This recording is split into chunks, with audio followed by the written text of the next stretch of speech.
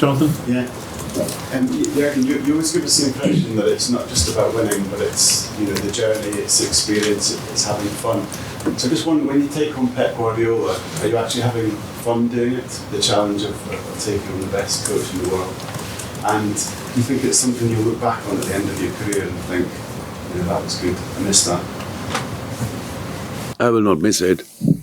No, I know that, but it's funny enough. I spoke again before I spoke. Maybe after we both finish careers, maybe we might meet somewhere. Coincidentally, sit down together for hours and hours and hours and just speak about the different things, what we thought before this game and that game, and this would be interesting, no doubt about that.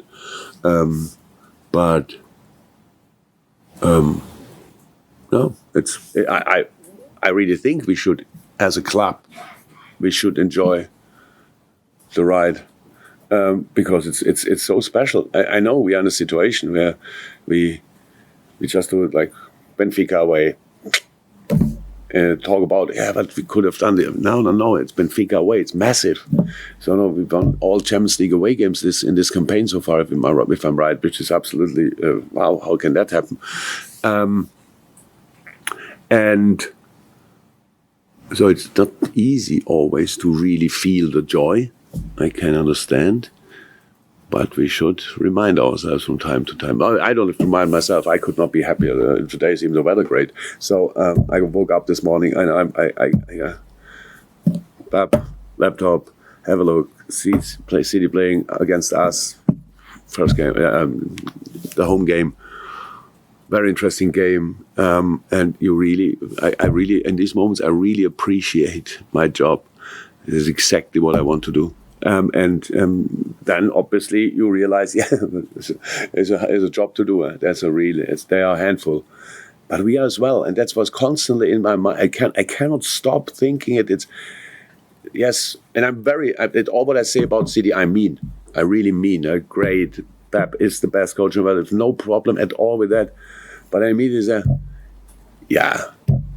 I always wanted to be the coach of the team who can beat the best team in the world. And I achieved that as well somehow. Now we have to make sure Sunday's the day. And there's a little bit of work to do. But yeah, we have time, nothing else to do, so let's give it a try. Simon? You've been very complimentary about Pep and City. When you were 14 points behind, what did it say about the mentality of your players that you were still able to believe that you could close that gap? When you were involved in 3 other competitions, it would have been quite easy to kind of focus on that more than. The 100% truth is I would have been. I think what we did is normal. If we wouldn't have tried it, that I would have been disappointed. So it's not because. So if you go in a season and the only thing you have is we want to win the league, we are not that club. We cannot be that club because City and all the other teams are in the league. So if you don't win the league, it's disappointment or disappointing. All these kind of things. It's not allowed.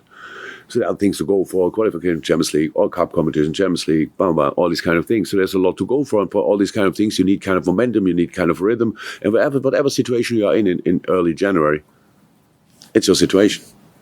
So work from there and don't suffer because of it. If the gap is too big, then close it. Can you close it until to 1 point? That was not about us. We just won the games. That City didn't win all their games. That made the gap smaller. Otherwise, it would be still 8 points. So, but they dropped here and there. So that's the situation. So that's what I expected from us, that we really go for it from there. And winning the games. I don't expect us to win all the games, but to try it constantly in the way we did it. And it only works if you really go game by game by game. It's no other chance, because if you now look at our program, there's no chance to win all the games. But if you think about, we have to win City, United, Everton, Tottenham, bam, and you think, okay, that's not possible. But if you play them on one day, it's possible. And that's what we did. And that's what we learned. That's what we educated ourselves to. And I'm happy about that. So the team, we as a group, we can do that. With all the difficulties in front of us, I know. And yeah, we knew it's 14 points, but we didn't care.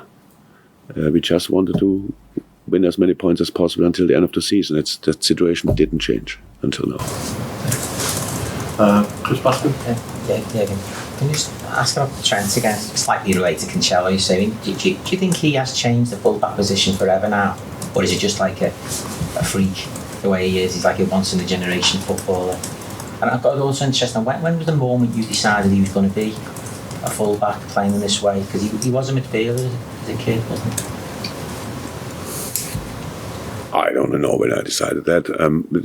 He developed in a way that nobody could expect exactly. But what he had the biggest, mentor possible in Pep Linders. So obviously Pep coached him in the U16s, pretty sure. So my early stages here, and I'm not sure when Pep started telling me about the boy. And then obviously this skinny kid came around the corner, and you could see it's special, but that there's a lot of work to do, especially physically. Look at the first pictures of Trent when he played at Hoffenheim, and now the man he became. Wow, what a difference. No, the position we developed together with him, Robbo, these kind of things, Costas, how can we play, even when Millie's playing there, even Joe is playing there, we are so much more flexible. It's not that you tell a fullback from the first day. So in these situations, you are really high. In these situations, you are really deep. These kind of things, you develop as a team. That's what I was talking about when we spoke about what's the difference between Dortmund, the situation with Bayern, and now Liverpool. We see that we can do this because the boys are still here. Even when we have very short pre-seasons, we don't start at nil again. We have a basis where we can work from, and that's what helps a lot. And I think in the past, some people thought about other fullbacks that they would define the position in you. Maybe they did, and for sure he did as well so far. But where it can end, where it will go to, I don't know. We have some ideas how we can evolve our game. But during the season, obviously, with the time we have for training is really tricky. And with the amount of games we play, that's really tricky. But maybe we find some moments where we can work on this. But whatever you set up as a coach,